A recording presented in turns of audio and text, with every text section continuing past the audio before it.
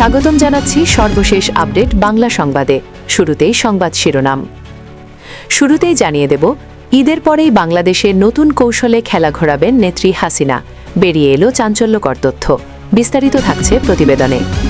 এদিকে ভারতের মার্কিন সৈন্য, হাসিনার নতুন কৌশলে তোলপাড় বাংলাদেশ। বিস্তারিত থাকছে প্রতিবেদনে।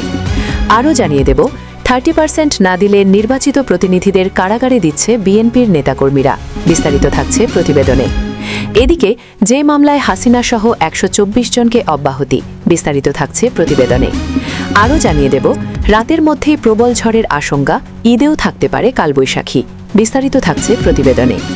এদিকে ভালুকায় চতুর্মুখী সংঘর্ষে নিহত 2, আহত 30। বিস্তারিত থাকছে প্রতিবেদনে। এদিকে ইরানে সেনা পাঠানোর সম্ভাবনা থেকে পিছু হটলেন ট্রাম্প। বিস্তারিত থাকছে প্রতিবেদনে। এবং সর্বশেষ জানিয়ে দেব, ইরানের হুঁশিয়ারি, তেল স্থাপনাগুলোকে লক্ষ্যবস্তু করা হলে মধ্যপ্রাচ্যের সকল জ্বালানি স্থাপনা ধ্বংস। বিস্তারিত থাকছে প্রতিবেদনে। এতক্ষণ শুনছিলেন সংবাদ শিরোনাম, এবারে বিস্তারিত। দেশ শিরোনামে হাসিনা। শিরোনামে আসার কারণ তার ঘর ওয়াপসি। বাংলাদেশের জাতীয় রাজনীতিতে পালাবদল ঘটেছে। বিএনপি নিরঙ্কুশ সংখ্যাগরিষ্ঠতা অর্জন করেছে, তারা সরকার গঠন করেছে। তারেক রহমান প্রধানমন্ত্রী পদে নির্বাচিত হয়েছেন। এই প্রেক্ষাপটে হাসিনার প্রত্যাবর্তনের বিষয়টি আবার নতুন করে আলোচনায় উঠে এসেছে। আলোচনায় ওঠার অন্যতম কারণ আসন্ন স্থানীয় সরকার নির্বাচন। সম্প্রতি তারেক রহমানকে একটি গণমাধ্যমের তরফ থেকে প্রশ্ন করা হয়েছিল, আওয়ামী লীগের নিষিদ্ধ ঘোষণার প্রেক্ষিতে তার এবং তার দলের অবস্থান কি। তারেক রহমান সরাসরি আওয়ামী লীগের নাম উচ্চারণ করেননি, তবে জানিয়েছেন তিনি কোনো রাজনৈতিক দলকে নিষিদ্ধ ঘোষণার পক্ষপাতী নন। তারেকের উত্তরের মধ্যেই কিন্তু লুকিয়ে রয়েছে হাসিনা সহ আওয়ামী লীগের প্রত্যাবর্তনের বিষয়টি। সিলেট জেলা আইনজীবী সমিতির নির্বাচনে ভোটে সভাপতি ও সাধারণ সম্পাদক সহ অধিকাংশ পদে বিজয়ী হয়েছেন আওয়ামী লীগপন্থী আইনজীবীরা। কয়েকটি পদ পেয়েছেন বিএনপিপন্থী আইনজীবীরাও, তবে সেই সংখ্যা অনেকটাই কম। আর এই জয়ের খবর সামনে আসতেই নতুন করে আশার আলো দেখতে শুরু করেছেন বহু আওয়ামী লীগ কর্মী। অনেকেই বলছেন ফের ঘুরবে হাওয়া। বাংলাদেশের স্থানীয় সরকার নির্বাচনে লড়াই করতে চায় আওয়ামী লীগ, আর তাই নতুন করে দলকে চাঙ্গা করতে চলছে মরিয়া চেষ্টা। বিবিসির খবর বলছে, ভার্চুয়াল মাধ্যমকে ব্যবহার করে সেদেশের নেতাকর্মীদের সঙ্গে বৈঠকও করতে পারেন শেখ হাসিনা, দিতে পারেন বার্তা। আর তার আগে আইনজীবীদের ভোটে যে জয় আওয়ামী লীগকে অক্সিজেন যোগাবে বলেই মত রাজনৈতিক মহলের। সচিব ওয়াজেদ জয় একটি সংবাদ সংস্থাকে দেওয়া সাক্ষাৎকারে বলেছিলেন, আওয়ামী লীগ হল বাংলাদেশের সবচেয়ে বড় এবং প্রাচীনতম রাজনৈতিক দল।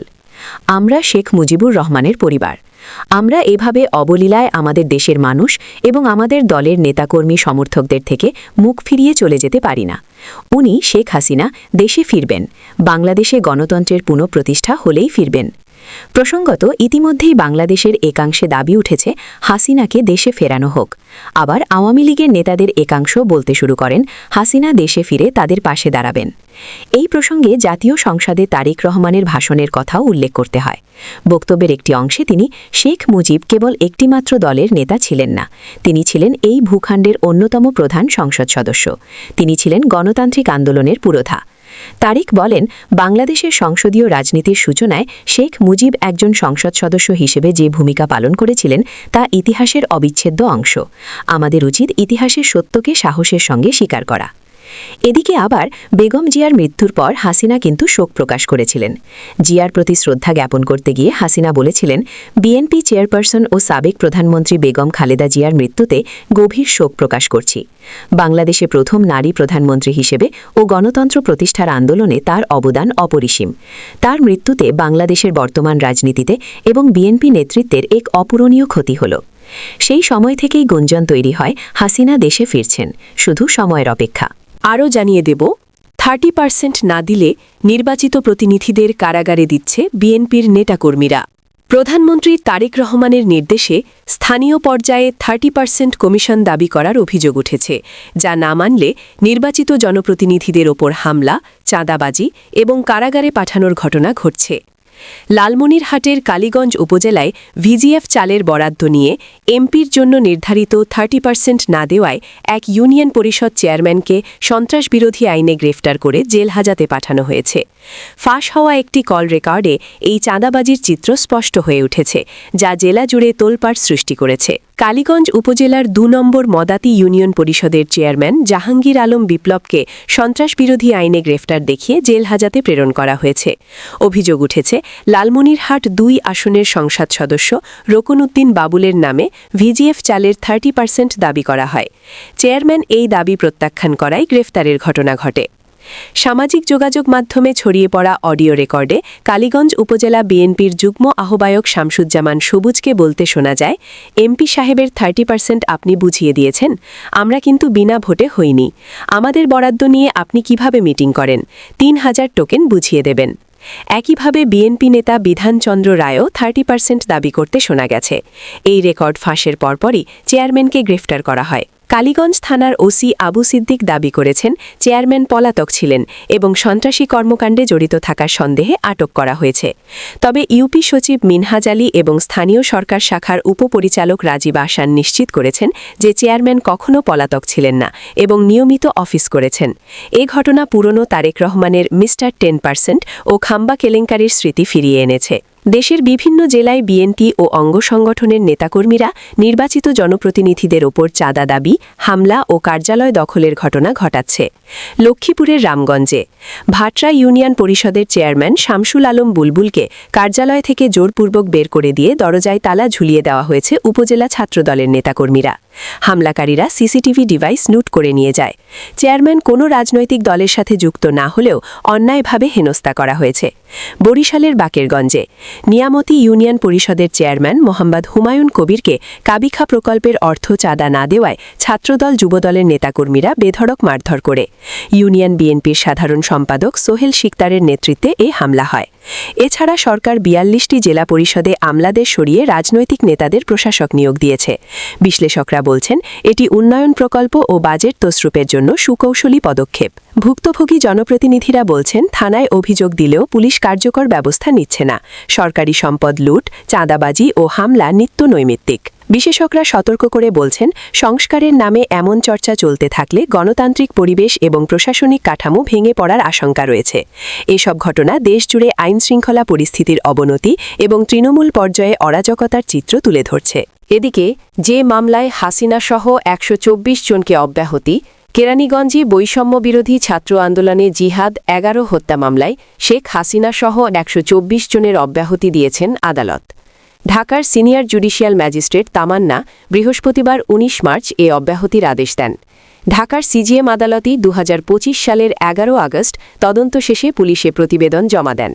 অব্যাহতির মধ্যে উল্লেখযোগ্য হলেন আওয়ামী লীগের সাধারণ সম্পাদক ওবায়দুল কাদের, সাবেক স্বরাষ্ট্রমন্ত্রী আসাদুজ্জামান খান কামাল, শেখ হাসিনার চাচাতো ভাই শেখ হেলাল, সাবেক মেয়র শেখ ফজলেনুর তাপস ও সাবেক আইজিপি আবদুল্লাহ আল মামুন।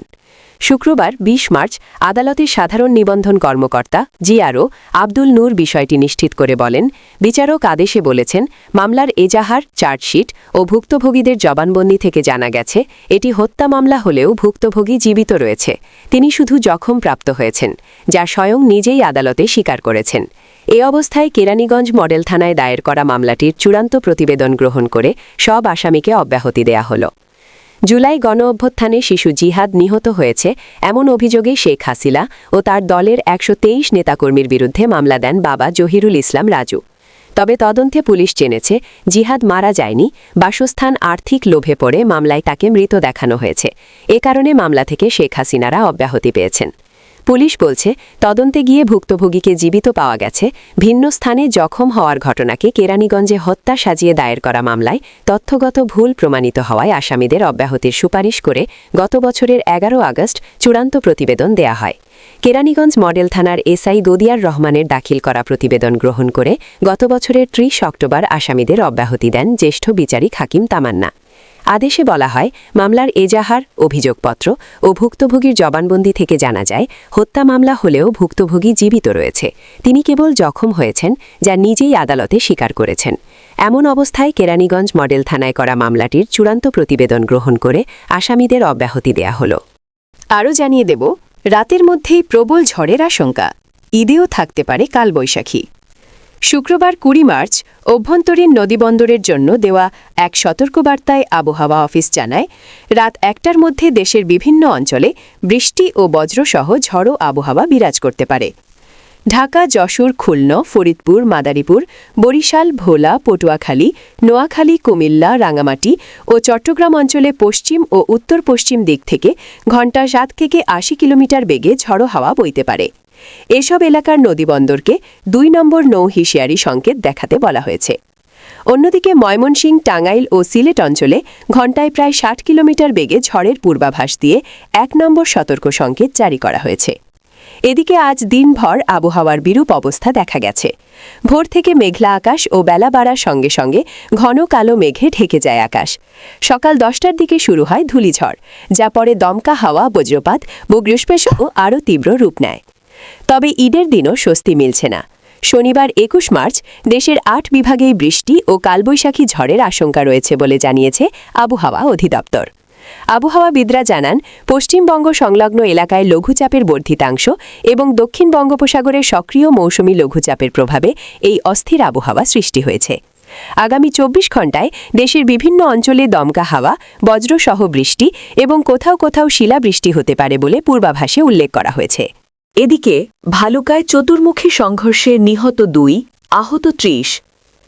ময়মনসিংহের ভালুকায় ঢাকা ময়মনসিংহ মহাসড়কে বাস, সিএনজি, অটোরিকশা ও মোটরসাইকেলের চতুর্মুখী সংঘর্ষে নারীসহ ২ জন নিহত হয়েছেন। এ ঘটনায় অন্তত ৩০ জন আহত হয়েছেন। শুক্রবার ২০ মার্চ দুপুর ১২টার দিকে উপজেলার ভরাডোবা ক্লাবের বাজার এলাকায় তাফরিদ কটন মিলের সামনে এ দুর্ঘটনা ঘটে। নিহতরা হলেন জেলার ত্রিশাল উপজেলার কাশীগঞ্জ এলাকার জালাল উদ্দিনের স্ত্রী মুশি আক্তার ৪০ এবং ৬০ বছর বয়সী অজ্ঞাতনামা এক বৃদ্ধ। দুজনই বাসের যাত্রী ছিলেন। স্থানীয় সূত্রে জানা যায়, ঢাকা থেকে ছেড়ে আসা নালিতাবাড়িগামী একটি বাস উপজেলার ঢাকা ময়মনসিংহ ভরাডোবা এলাকার ক্লাবের বাজারে তাফরিদ কটন মিলের সামনে পৌঁছালে নিয়ন্ত্রণ হারিয়ে সিএনজি অটোরিকশা, ব্যাটারি চালিত অটোরিকশা ও মোটরসাইকেলকে চাপা দিয়ে পিলারের সঙ্গে ধাক্কা খায়। এতে ঘটনাস্থলেই মুশি আক্তার নিহত হন। এতে আরও অন্তত ৩০ জন আহত হন। আহতদের উদ্ধার করে হাসপাতালে নেওয়া হলে ৬০ বছর বয়সী অজ্ঞাত এক বৃদ্ধের মৃত্যু হয়। দুর্ঘটনার পর স্থানীয়রা আহতদের উদ্ধার করে ভালুপা উপজেলা স্বাস্থ্য কমপ্লেক্স সহ বিভিন্ন হাসপাতালে ভর্তি করেন। গুরুতর আহতদের ময়মনসিংহ মেডিকেল কলেজ হাসপাতালে পাঠানো হয়েছে। ভালুকা ফায়ার সার্ভিসের senior station officer Atiqur Rahman জানান, খবর পেয়ে দ্রুত ঘটনাস্থলে পৌঁছে আহতদের উদ্ধার করে হাসপাতালে পাঠানো হয়েছে। এ ঘটনায় আহত হন ৩০ জন। তাদের উদ্ধার করে হাসপাতালে পাঠানো হয়। ভালুকা ভরাডোবা হাইওয়ে থানার ভারপ্রাপ্ত কর্মকর্তা মেহেদি হাসান বলেন, এ ঘটনায় এক নারীসহ ২ জন নিহত হয়েছেন। নিহত দুজনই বাসের যাত্রী। নিহত বৃদ্ধের পরিচয় জানার চেষ্টা চলছে। এ ঘটনায় আইনগত ব্যবস্থা প্রক্রিয়াধীন রয়েছে। আরও জানিয়ে দেব, ইরানের সেনা পাঠানোর সম্ভাবনা থেকে পিছু হটলেন ট্রাম্প। ইরান যুদ্ধ ২১তম দিনে গড়ালেও মধ্যপ্রাচ্যে ইরানে মার্কিন সেনা মোতায়েন করার কোনো পরিকল্পনা নেই বলে জানিয়েছেন মার্কিন প্রেসিডেন্ট ডোনাল্ড ট্রাম্প। বৃহস্পতিবার ১৯ মার্চ ইরানে মার্কিন সেনা পাঠানোর সম্ভাবনা থেকে পিছু হটার ইঙ্গিত দিয়েছেন ট্রাম্প। সাংবাদিকদের এক প্রশ্নের জবাবে ট্রাম্প বলেন, না, আমি কোথাও সেনা পাঠাচ্ছি না। যদি পাঠাতামও তবে নিশ্চিতভাবেই আমি আপনাদের তা জানাতাম না, কিন্তু আমি সেনা পাঠাচ্ছি না। ইরানের অস্ত্র কর্মসূচি নির্মূল করতে যুক্তরাষ্ট্র কতদূর পর্যন্ত যাবে তা নিয়ে পর্যালোচনা চলার মধ্যে ট্রাম্পের এ মন্তব্য এল। এর আগে ট্রাম্প দাবি করেছিলেন, ইরানের পারমাণবিক সক্ষমতা নিশ্চিহ্ন করে দেওয়া হয়েছে, তবে ধ্বংসস্তূপের নিচে এখনও পারমাণবিক সরঞ্জাম চাপা পড়ে আছে বলে ধারণা করা হচ্ছে এবং সেগুলো জব্দ করার বিষয়ে আলোচনায় রয়েছে। এ ধরনের কোনো অভিযান চালাতে হলে ইরানে বিপুল সংখ্যক মার্কিন সেনা পাঠানোর প্রয়োজন হতে পারে। প্রসঙ্গত, ইরান তো পারমাণবিক এবং ক্ষেপণাস্ত্র কর্মসূচি থেকে বিরত রাখতে গত ২৮ ফেব্রুয়ারি থেকে যৌথ হামলা চালাচ্ছে যুক্তরাষ্ট্র ও ইসরায়েল। জবাবে ইসরায়েলে পাল্টা ক্ষেপণাস্ত্র হামলা চালাচ্ছে ইরান। একই সঙ্গে ইরান কয়েকটি আরব দেশে, যেখানে মার্কিন ঘাঁটি সহ যুক্তরাষ্ট্র ও ইসরায়েলের স্বার্থ সংশ্লিষ্ট আছে, সেখানেও হামলা চালিয়ে যাচ্ছে। ফলে এই সংঘাত এখন ওই অঞ্চলের ১৪ দেশে ছড়িয়ে পড়েছে।